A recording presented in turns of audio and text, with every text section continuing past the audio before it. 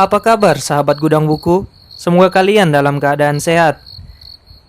Di video kali ini, kita akan masuk pada bagian kelima dari kisah Nabi Adam alaihissalam dengan judul Terusirnya Iblis dari Surga. Allah Subhanahu wa Ta'ala berfirman yang artinya, "Sesungguhnya kami telah menciptakan kamu, wahai Adam, lalu kami bentuk tubuhmu. Kemudian kami katakan kepada para malaikat, bersujudlah kalian kepada Adam. Maka mereka pun bersujud, kecuali iblis. Ia tidak termasuk mereka yang bersujud." Allah berfirman, "Apakah yang menghalangimu untuk bersujud kepada Adam ketika aku menyuruhmu?" Iblis menjawab, "Aku lebih baik daripadanya, sebab engkau ciptakan aku dari api, sedangkan ia engkau ciptakan dari tanah." Quran Surah Al-A'raf ayat 11-12. Hasan Al-Basri berkata, Iblis telah membanding-bandingkan diri dan ia merupakan makhluk pertama yang membanding-bandingkan diri. Muhammad bin Sirin, yaitu seorang syekh di Basrah dan seorang imam pada masa dahulu, ia berkata, makhluk pertama yang membanding-bandingkan diri adalah iblis. Matahari dan bulan tidak disembah kecuali dengan ukuran perbandingan. Kedua pernyataan tersebut diriwayatkan oleh Ibnu Jarir. Dengan kata lain, iblis memandang dengan membanding-bandingkan antara dirinya dan Adam. Lalu ia melihat dirinya lebih mulia dari Adam. Karena itu ia menolak bersujud kepada Adam. Padahal sudah ada perintah kepadanya dan kepada seluruh malaikat untuk bersujud. Sesungguhnya tanah, yaitu at-tin, itu lebih bermanfaat dan lebih baik dari api, yaitu an-nar. Karena di dalam tanah terdapat unsur ketenangan, kesuburan, kemurahan, dan pertumbuhan. Sementara itu di dalam api terdapat kecerobohan, kekasaran, ketergesaan, dan pembakaran atau pengrusakan.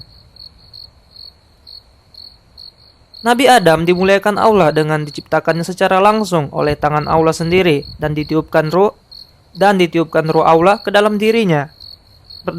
Berdasarkan inilah para malaikat diperintahkan sujud kepada Adam, sebagaimana telah dijelaskan dalam firman Allah yang artinya, "Dan ingatlah ketika Tuhanmu berfirman kepada para malaikat, sesungguhnya aku akan menciptakan seorang manusia dari tanah liat kering yang berasal dari lumpur hitam yang diberi bentuk. Oleh karena itu apabila aku telah menyempurnakan kejadiannya dan telah meniupkan ke dalamnya ruh ciptaanku, maka tunduklah kamu kepadanya dengan bersujud." Lalu bersujudlah para malaikat itu bersama-sama, kecuali iblis. Ia enggan ikut bersama-sama malaikat yang sujud itu. Allah berfirman, yang artinya, "Hai iblis, apa sebabnya kamu tidak ikut sujud bersama-sama mereka yang sujud itu?" Iblis menjawab, "Aku sekali-kali tidak akan sujud kepada manusia yang engkau telah menciptakannya dari tanah liat kering yang berasal dari lumpur hitam yang diberi bentuk." Allah berfirman, "Keluarlah dari surga, karena sesungguhnya kamu makhluk terkutuk, dan sesungguhnya kutukan itu tetap menimpa dirimu sampai hari kiamat." Quran Surah Al-Hijr ayat 28-35. Ketentuan Allah ini wajar, sebab iblis menentang Allah untuk bersujud kepada Adam. Iblis lalu melecehkan Adam dan menyombongkan diri kepadanya dengan menentang perintah Allah. Ia menentang Allah dengan cara terang-terangan ketika diperintah bersujud kepada Adam.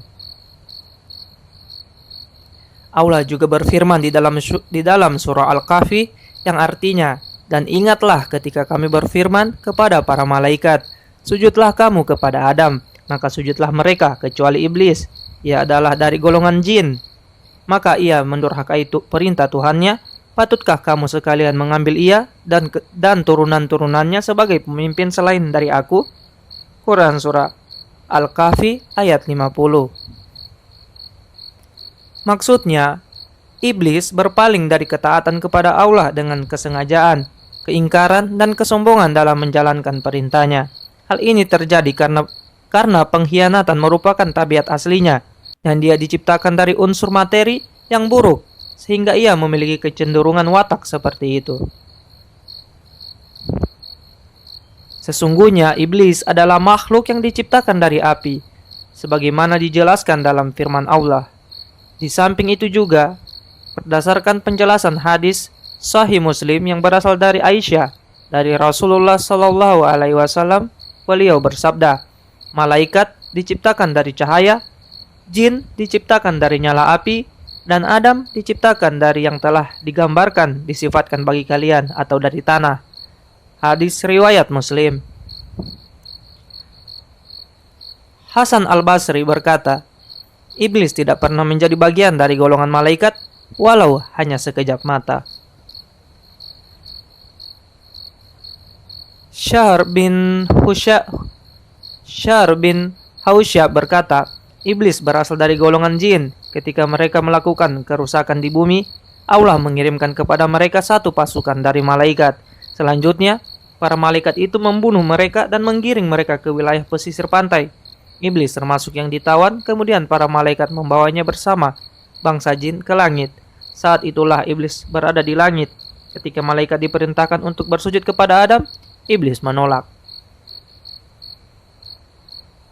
Ibnu Mas'ud, Ibnu Abbas, sekelompok sahabat Sa'id bin Al-Musayyab dan ulama lainnya berkata, pada mulanya iblis adalah pemimpin malaikat di langit dunia. Ibnu Abbas berkata, nama iblis itu adalah Azazil. Dalam suatu riwayat yang berasal darinya disebutkan, nama iblis itu adalah Al-Harits.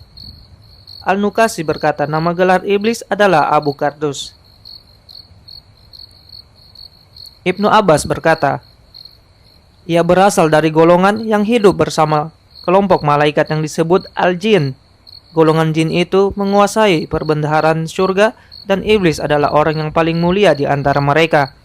Iblis pula lah yang paling banyak menguasai ilmu dan paling banyak ibadahnya. Ia mempunyai 4 sayap. Selanjutnya Allah mengubahnya menjadi syaitan yang terkutuk. Setelah iblis diusir oleh Allah dari surga karena menentang perintah Allah untuk bersujud kepada Nabi Adam, dia kemudian berjanji akan menyesatkan seluruh keturunan anak cucu Adam. Sebagaimana dalam firman Allah yang artinya, iblis menjawab, karena engkau telah menyesatkan aku, maka aku benar-benar akan menghalang-halangi mereka dari jalan engkau yang lurus.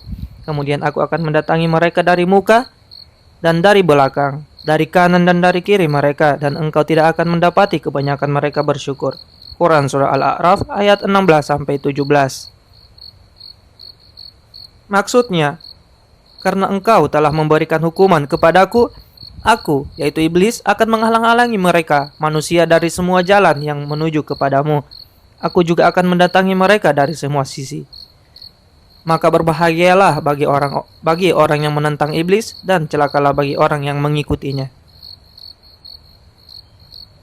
Imam Ahmad berkata, Hashim bin Al-Kashim menceritakan kepada kami, Abu Akil, yaitu Abdullah bin Akil At-Tsaqafi, menceritakan kepada kami, Musa bin Al-Musayyab menceritakan kepada kami, dari Salim bin Abi Al-Ja'ad, dari Sabrah bin Abi Al-Faqih, ia berkata, saya mendengar Rasulullah Shallallahu Alaihi Wasallam bersabda, sesungguhnya syaitan akan menghalangi anak cucu Adam dari jalan Allah dengan berbagai macam cara. Hadis riwayat Ahmad dan An-Nasai. Dari firman Allah dan dari hadis yang telah disebutkan, menjadi bukti bahwa iblis berada di langit, lalu dia diperintahkan untuk turun dari surga. Ia juga diperintahkan untuk keluar dari kediaman dan tempatnya di dalam surga yang telah diperolehnya melalui ritualitas ibadah. Ia seperti malaikat dalam hal ketaatan dan ibadahnya, namun ia menciderai hal itu dengan sikap takabur, iri hati, dan menentang perintah Tuhannya. Akibatnya, ia diturunkan ke bumi dalam keadaan tercela dan terusir.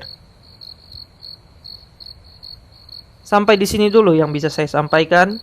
Dan jangan lupa untuk subscribe channel Gudang Buku untuk melihat kelanjutan dari kisah Nabi Adam alaihissalam. Dan jangan lupa juga untuk share video ini jika menurut kalian bermanfaat. Terima kasih dan sampai jumpa di video selanjutnya.